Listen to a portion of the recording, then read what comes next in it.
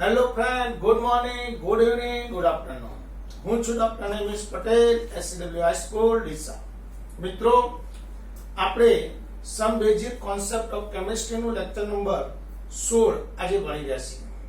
મિત્રો, લાસ્ટ લેક્ચરમાં આપણે સીમિત પ્રક્રિયકના દાખલા ગણાયા હતા અને તમને ગણવા પણ આપ્યા હતા. તમે ગણી પણ લીધા હશે. મિત્રો, હવે આપણી એક થોડીક મર્યાદા છે કે તમારું વર્ક મારે જોઈ શકાતું નથી, તો તમે વર્ક કરતા જ રહેજો. તમારો ચોપડો જ્યારે પણ સ્કૂલ થશે ત્યારે હું કમ્પ્લીટ ચેક કરીશ, ત્યારે કમ્પ્લીટ કરેલું હોવું જોઈએ. એમાં ચીટિંગ ન કરતા. હવે મિત્રો, આજે આપણે મોલ ભણવાના છે, મોલ સંકલ્પના. મિત્રો, આ મોલ શું છે, મોલ શું છે એ ક્લિયર કરીએ. પહેલા તો મોલ એટલે અણુભાર જેટલા ગ્રામ પદાર્થનો જથ્થો. ભાઈ, મોલ શોધવા માટે મોલ એક સંખ્યા છે. જેમ ડઝન એટલે 12, કોડી એટલે 20. એમ મોલ એક સંખ્યા દર્શાવતો જથ્થો. એક મોલમાં 6.022 ગુણ્યા 10⁻23 ઘટકો આવે. એક મોલમાં 6.022 ગુણ્યા 10⁻23 ઘટકો આવે. મોલ બરાબર સૂત્ર થાય વજન ભાગ્યા આણ્વીય દળ. મોલનું સૂત્ર થાય વજન ભાગ્યા આણ્વીય દળ. એટલે મોલ શોધવા હોય તો દળ ભાગ્યા આણ્વીય દળ. દાખલા તરીકે તમને કે 20 ગ્રામ ગ્લુકોઝમાં અણુઓની સંખ્યા જણાવો.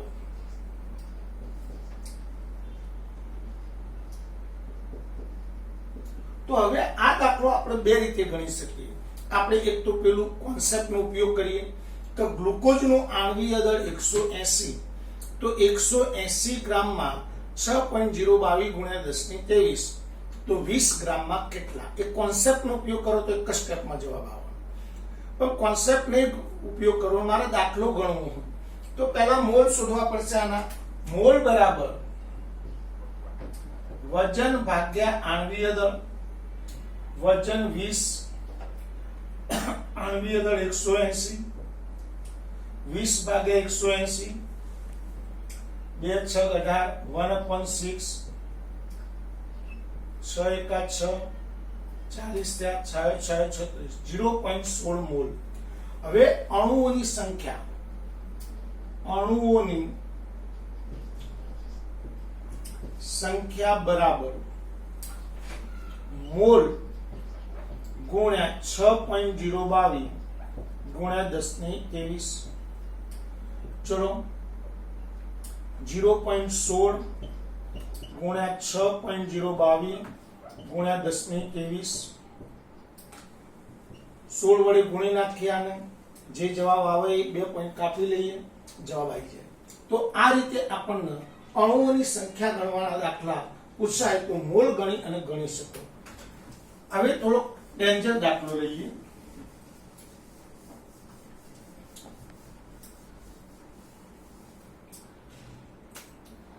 .4 ગ્રામ CO2 માં અણુ અને પરમાણુની સંખ્યા શોધો. તો પરફેક્ટ ધ્યાન આપજો. 4.4 ગ્રામ CO2 માં અણુ અને પરમાણુની સંખ્યા શોધો. ચલો ભાઈ, મોલ બરાબર વજન ભાગ્યા આણ્વીય દળ. દળ 4.4, આણ્વીય દળ CO2 નું 16 દુ 32 ને 12 44. ચલો, 0.1 મોલ આયા. હવે આપણે CO2 ના અણુઓની સંખ્યા, CO2 ના અણુઓની સંખ્યા બરાબર મોલ ગુણ્યા 6.022 ગુણ્યા 10⁻23. મોલ 0.1 ગુણ્યા 6.022 ગુણ્યા 10⁻23 1 પોઈન્ટ કાપી નાખો 6.022 ગુણ્યા 1022 અણુઓ આવે. હવે એક અણુમાં કેટલા પરમાણુ? 3. તો પરમાણુઓની સંખ્યા બરાબર અણુઓની સંખ્યા ગુણ્યા 3. એટલે અણુઓ 6.022 ગુણ્યા 1023 ગુણ્યા 3 6 તરી 18.067 ગુણ્યા 1023 પરમાણુઓની સંખ્યા આવે. તો આ રીતે આપણે અણુ અને પરમાણુની સંખ્યા ગણતર પણ શીખી ગયા. તો મોલ ઉપરથી અણુ પરમાણુની સંખ્યા ગણી શકાય. મોલ એ સંખ્યા દર્શક જથ્થો છે, એટલે સંખ્યા પણ ગણતા આપણને મોલ ઉપરથી આવડી જાય. હવે મિત્રો આના હું તમને 5 દાખલા આપું છું. એ 5 દાખલા તમારે ઘરેથી ગણવાના છે. એ 5 દાખલા હું રકમ લખું, તમે સ્ક્રીનશોટ લઈ લેજો. રકમ નંબર 1, 36 ગ્રામ પાણીમાં અણુ અને પરમાણુની સંખ્યા શોધો. ચલો 2, 20 ગ્રામ એમોનિયામાં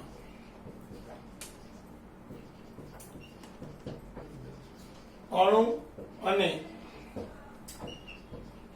પરમાણુની સંખ્યા શોધો. 34.2 ગ્રામ ખાંડમાં અણુ અને પરમાણુની સંખ્યા શોધો.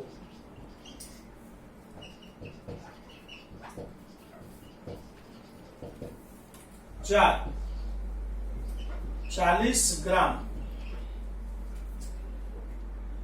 CH3COOH એસિટિક એસિડ માં અણુ અને પરમાણુની સંખ્યા શોધો. તો મિત્રો આ 4 દાખલા તમારેથી ઘરેથી ગણી લેવાના છે, એટલી કાળજી રાખજો બધા મિત્રો. પરફેક્ટલી આ 4 દાખલા તમારે કમ્પ્લીટ ગણી જવા જોઈએ. હવે મિત્રો આપણે આખો એક નવો કોન્સેપ્ટ આવે છે સક્રિય જથ્થાનો અથવા સાંદ્રતાનો. આ કોન્સેપ્ટ બહુ મસ્ત છે, જરા ધ્યાન આપજો બધા.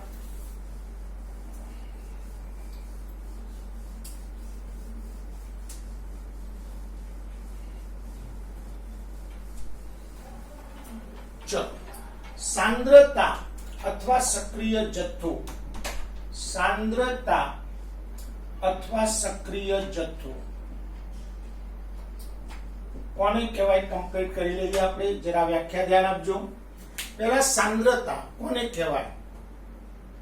તો એકમ કદના દ્રાવણમાં અથવા એકમ વજનના દ્રાવકમાં દ્રાવ્ય થયેલા પદાર્થના જથ્થાને દ્રાવણની સાંદ્રતા કહે છે.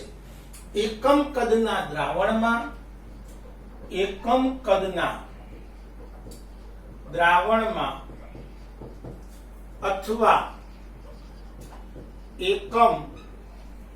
વજનના દ્રાવકમાં દ્રાવ્ય થયેલા પદાર્થના જથ્થાને દ્રાવણની સાંદ્રતા કહે છે. ફરીથી એકવાર, એકમ કદના દ્રાવણમાં અથવા એકમ વજનના દ્રાવકમાં દ્રાવ્ય થયેલા પદાર્થના જથ્થાને દ્રાવણની સાંદ્રતા કહે છે. ચલો, સાંદ્રતાના એકમો નોર્માલિટી એટલે N, મોલારિટી એટલે M, મોલાલિટી એટલે સ્મોલ m, મોલ અંશ એટલે x, વજન અંશ percentage of weight to weight, percentage of weight to volume, percentage of volume to volume. આ સિવાય ppm, ppb વગેરે એકમો સાંદ્રતા માટેના છે. આપણા 11મા ધોરણમાં સાંદ્રતા માટેના નોર્માલિટી, મોલારિટી, મોલાલિટી, મોલ અંશ આટલા એકમોનો અભ્યાસ કરવાનો છે. એટલે આ એકમો આપણા મગજમાં કમ્પ્લીટ સેટ કરવાના છે. મિત્રો, આ એકમોની ડીપીપી હું તમને બધા મોકલી દઈશ. જેમ ડીપીપી મોકલું એમ તમારે લખવાનું છે. હા, કદાચ પેજ આગળ પાછળ હોય તો તમારે એ રીતે સેટ કરી અને બધાને લખવાના છે. હા, તો બધા મિત્રો આ એકમો પરફેક્ટલી તૈયાર કરી દેજો. બધા બહુ મસ્ત છે. આ ટોપિકનો ઉપયોગ તમારે વારંવાર 12મા ધોરણમાં થવાનો છે. એટલે પરફેક્ટલી ધ્યાન આપજો. ના આવડે તો મને ફોન કરીને કહેજો, તો હું બીજી વખત બીજા લેક્ચરમાં એ વસ્તુ તમને શીખવાડી દઉં. આપણે મિત્રો ઘરે બેઠા બેઠા એકદમ સુરક્ષિત રીતે, સારી રીતે અભ્યાસ કરવાનો છે. આપણા SCW ના વિદ્યાર્થીને સહેજ પણ નુકસાન ન થાય એ રીતે આપણે અભ્યાસ કરવાનો છે. આપણા બધા વિદ્યાર્થીઓ SCW માં તમે એડમિશન લીધું છે તો એક વિશ્વાસ સાથે લીધું છે કે ના, અમારે રિઝલ્ટ લાવવું છે. તો આપણે રિઝલ્ટ લાવવા માટે બંધાયેલા છીએ. પણ હા, તમે કામ કરશો તો રિઝલ્ટ મળશે. બાકી તમે અમે કંઈ ગમે તેમ ભણાવી લઈએ અથવા આશીર્વાદ આપવાથી રિઝલ્ટ નથી આવતું. રિઝલ્ટ માત્ર ને માત્ર તમારી મહેનતથી આવે છે. એટલે તમારે ખુદને મહેનત કરવી જ પડશે. તો અમે જેમ કામ આપીએ એ પ્રમાણે તમે કામ કરતા રહો. તો હવે આપણે ભણીએ છીએ નોર્માલિટી. મિત્રો, આ નોર્માલિટી એકમ કોને કહેવાય કમ્પ્લીટલી ક્લિયર કરી લઈએ. પહેલા આપણે નોર્માલિટી એકમની વ્યાખ્યા.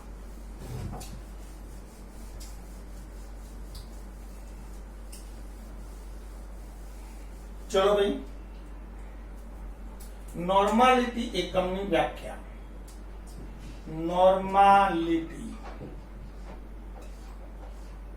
ચલો નોર્માલિટી કોને કહેવાય? તો સામાન્ય તાપમાને 1 લિટર જલીય દ્રાવણમાં તુલ્યભાર 1 ગ્રામ તુલ્યભાર પદાર્થ ઓગળેલો હોય તો તે દ્રાવણને એક નોર્મલ દ્રાવણ કહે છે, અથવા તેની નોર્માલિટી 1 છે તેમ કહેવાય. સામાન્ય તાપમાને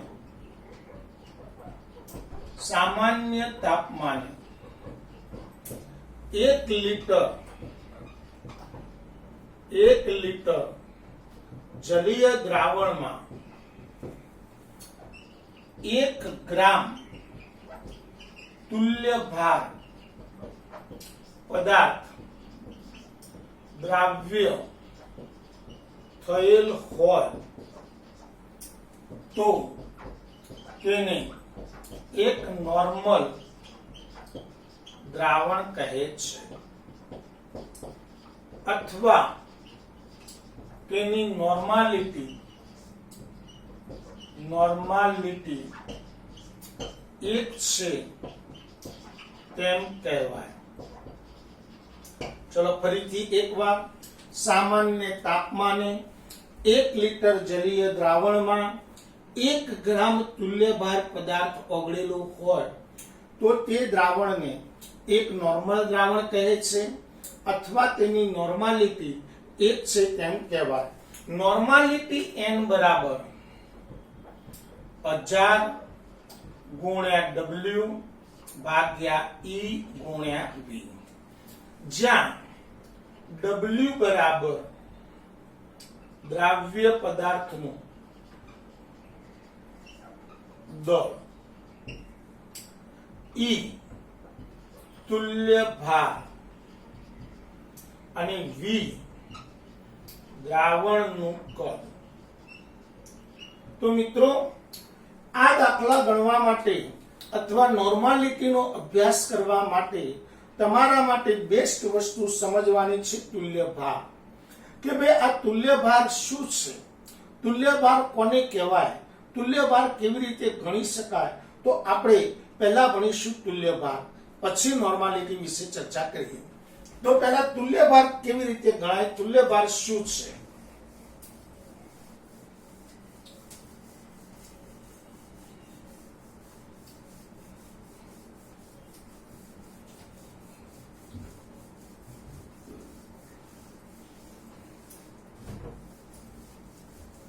चलो मित्रों, तुल्यभार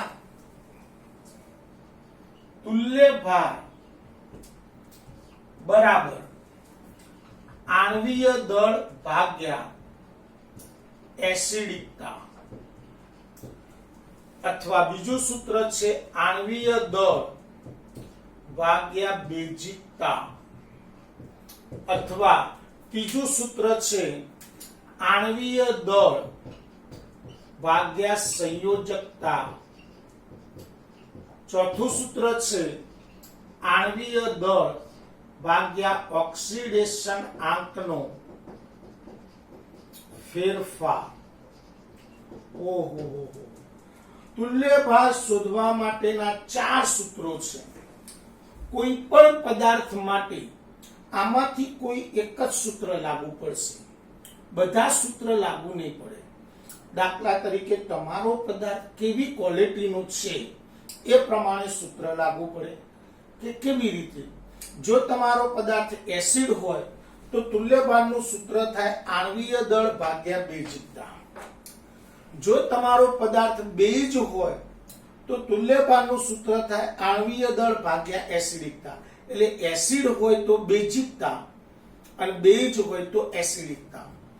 जो तमारो पदार्थ क्षार होय तो आणवीय दळ भाग्या संयोजकता, અને જો તમારા પદાર્થનું ઓક્સિડેશન અથવા રિડક્શન થતું હોય તો आणवीय दळ ભાગ્યા ઓક્સિડેશન આંકનો ફેરફાર। એમ મિત્રો આપણે 4 સૂત્રો લાગુ પડે છે। તો આ 4 સૂત્રમાંથી કયું સૂત્ર લાગુ પડે એ પદાર્થ ઉપર આધાર રાખે। એટલે પદાર્થ કેવો લો છો તમે એના ઉપર। तो આપણે પહેલા લઈએ એસિડિક પદાર્થોના तुल्यभार। एसिडिक पदार्थोना तुल्यभार। चलो पहला लईए एक HCl। मित्रों HCl एसिड से एवी तमने खबर होय अने ना होय तो खबर पाडो के जे पदार्थने पाणीमां नाखो અને H+ उत्पन्न करे ए एसिड छे। तो HCl માં H છે એટલે H+ उत्पन्न करशे માટે एसिड छे। तो HCl एसिड छे, आથી તેના तुल्यभारનું सूत्र આવશે तुल्यभार बराबर आणवीय दળ ભાગ્યા બેઝિકતા। ચલો ભાઈ, HCl નું आणवीय दળ તો Cl 35.5 અને H1 36.5। चलो एनी बेजिकता तो आमो કેટલા H+ उत्पन्न थाय 1, જેટલા H+ उत्पन्न थाय એટલી એની બેजिकता। એટલે HCl માં 1 H+ उत्पन्न थाय, बेजिकता 1, तुल्यभार आयो 36.5। चलो 2 H2SO4। चलो H2SO4 પણ એસિડ છે, તેથી तुल्यभार बराबर आणवीय दळ भाग्या बेजिकता। आणवीय दळ 98, बेजिकता 2, तुल्यभार 49। चलो 3 HNO3। चलो HNO3 નો तुल्यभार गणिए। तुल्यभार बराबर आ एसिड छे એટલા માટે आणवीय दळ भाग्या बेजिकता। चलो आणवीय दळ HNO3 નું 16 48 ને 14 62 ને 63 ભાગ્યા બેઝિકતા H1 છે એટલે બેઝિકતા 1। મોટા ભાગે જેટલા H હોય એટલી બેઝિકતા આવે, પણ અમુક સંયોજનો એવા છે કે જેમાં H ગમે તે H વધારે હોય પણ બેઝિકતા ઓછી હોય। तो एवा 3 अपवादो छे, ए अपवादो आपणा मगजमां कम्प्लीट क्लियर करवा पड़े अने ए अघरा पड़शे, याद राखजो। दाखला तरीके H3PO4 લઈએ 4 H3PO4 ચલો તુલ્ય ભાર બરાબર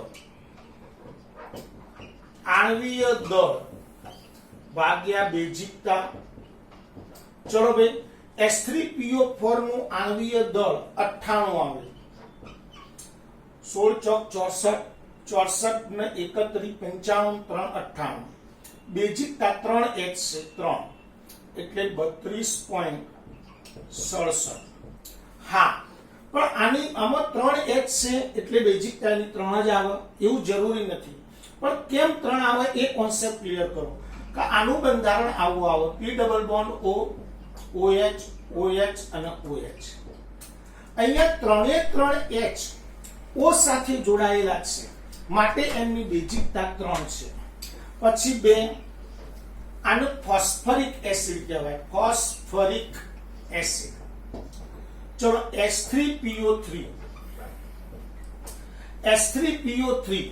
તો H3PO3 માં ફોસ્ફરસ એસિડ કહેવાય ફોસ્ફરસ એસિડ મિત્રો એનું બંધારણ P double bond O H OH અને OH તો ફોસ્ફરસ એસિડમાં 3 માંથી 2 HO સાથે જોડાયેલા છે આથી એની બેઝિકતા 2 છે તેથી તુલ્ય ભાર બરાબર आणवीय दળ ભાગ્યા બેઝિકતા ચલો आणवीय દળ ફોસ્ફરસ એસિડ નું 16 તરી 48 48 ને 31 49 79 382 ભાગ્યા 2 41 તો આમાં H 3 છે છતાં એની બેઝિકતા 2 છે કારણ કે 3H માંથી 2HO સાથે જોડાયેલા છે એ જ રીતે 4 ફોસ્ફોનિક એસિડ H3PO2 ફોસ્ફોનિક એસિડ ચલો તો એનો તુલ્ય ભાર ગણીએ તુલ્ય ભાર બરાબર आणवीय दળ ભાગ્યા બેઝિકતા ચલો आणवीय દળ H3PO2 નું ગણીએ તો 16 દુ 32 32 ને 31 63 63 ને 3 67 પણ આની બેઝિકતા તો આની બેઝિકતા એક જ આવવાનું બંધારણ આવું આવે P double bond O H H OH એટલે 3 માંથી એક જ HO સાથે જોડાયેલો છે માટે આની બેઝિકતા એક જ આવે એટલે તુલ્ય ભાર 67 તો મિત્રો મોટા ભાગના એસિડોમાં જેટલા H હોય એટલી એની એસિડિકતા આવે પણ અમુક અપવાદ એસિડો એવા છે કે એમાં જેટલા H હોય એટલી એની બેઝિકતા નથી આવતી દાખલા તરીકે એમાં બે અપવાદો યાદ રાખજો એક ફોસ્ફરસ એસિડ અને બીજો ફોસ્ફોનિક એસિડ ફોસ્ફરસ એસિડમાં 3H હોવા છતાં તેની બેઝિકતા 2 છે કારણ કે 3H માંથી 2HO સાથે જોડાયેલા છે એટલે 2H+ છૂટા પડે પણ એક HP સાથે જોડાયેલો છે જે મજબૂત બંધથી જોડાયેલો છે આથી તે છૂટો પડતો નથી ફોસ્ફોનિક એસિડમાં 3H છે છતાં તેની બેઝિકતા એક જ છે કારણ કે એના બંધારણમાં 3H માંથી એક જ HO સાથે જોડાયેલો છે માટે તેની બેઝિકતા 1 છે તો આમ આપણને એસિડિક પદાર્થોનો તુલ્ય ભાર ગણતર આવડી ગયો છે જે રીતે એસિડ પદાર્થનો તુલ્ય ભાર ગણ્યો મિત્રો એ જ રીતે આપણે બેઝ પદાર્થનો તુલ્ય ભાર પણ ગણીશું એ આપણે નેક્સ્ટ લેક્ચરમાં ગણીશું જય હિન્દ જય ભારત